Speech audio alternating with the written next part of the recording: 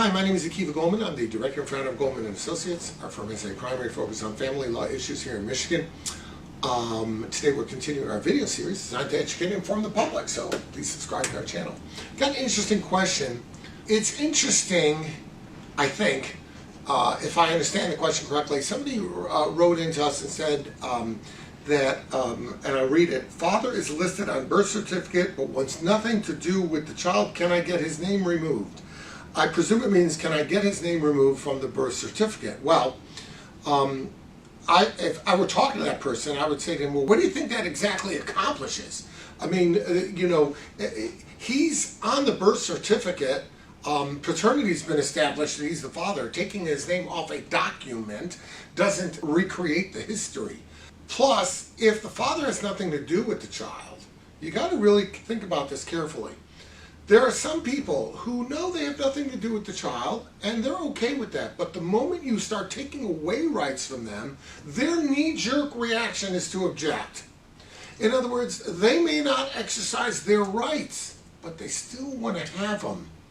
And the moment you try to say, well, you're not exercising, so we're taking them away, that's the moment that they start exercising their rights. So the question is, even if removing him from the birth certificate would effectuate some rights, is it smart to do it, or is it kicking a sleeping dog?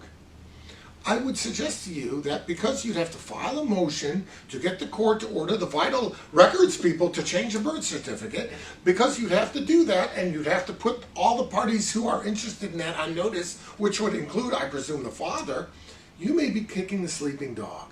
Right now, he's not involved with the child, with nothing to do with it. That means you don't have to deal with his parenting time.